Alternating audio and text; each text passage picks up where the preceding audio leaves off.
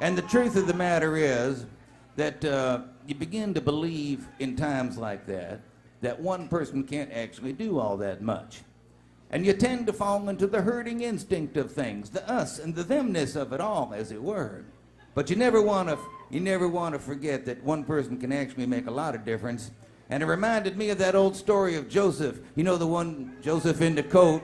It's about the guy named Joseph, and he got a coat. That's the short version of it. And he also has some brothers, and the brothers didn't like him, not just because Joseph had a cool coat, but they were convinced that Pop liked Joseph more than them, and they might have been right.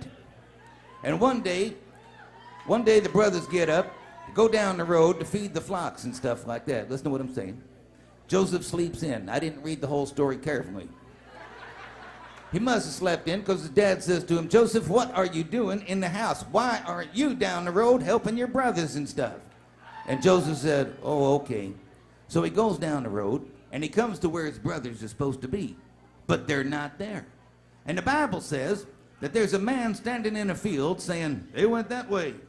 So Joseph takes on down the road, and he comes and he runs into his brothers. Now, meanwhile, the brothers been plotting against him the whole time. Some say, let's do this to him. Some say, no, let's do that to him. And eventually they decide that they're going to sell him into a caravan.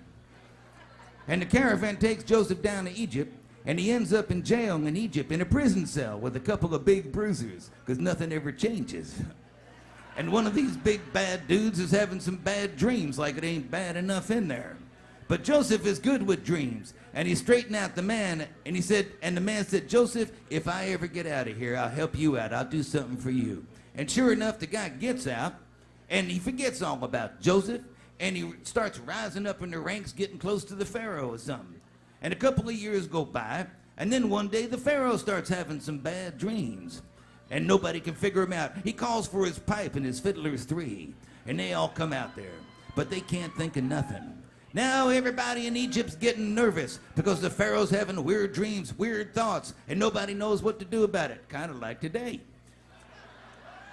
All of a sudden, somebody remember, wait a minute, I know somebody that's good with dreams. And they go and they get Joseph, and they bring him out of the jail, and they bring him up, introduce him to the Pharaoh. Pharaoh Joe. And the Pharaoh started telling him about the dreams and stuff.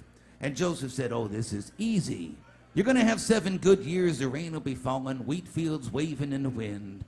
But it'll be followed by 7 bad years where the rain's going to quit and wheat fields turn to dust and blow away. And it's going to be very bad. The Pharaoh said, whoa. He says, first of all, fiddlers, you're out of here. You didn't do nothing. Joe, you're the man.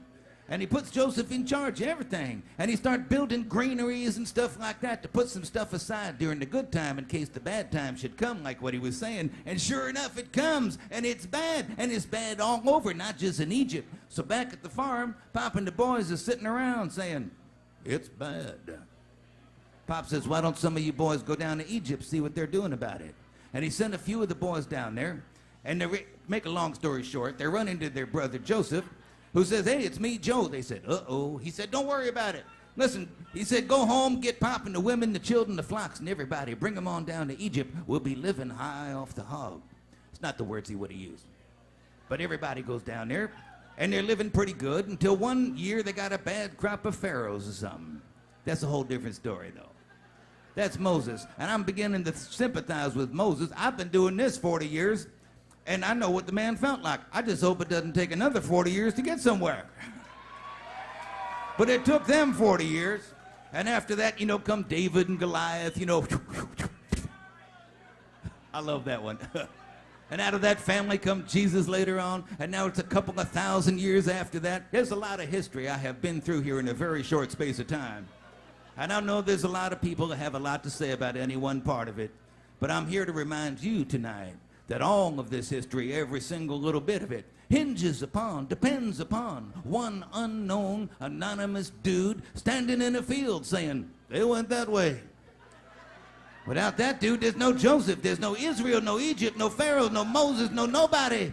If you ever wondered what one person could do in this world, wonder no more. You don't have to know nothing. You could be standing there, somebody say, which way to go? You could say that way, and the whole freaking world could hinge on you, and you wouldn't even know about it. That's what I'm saying.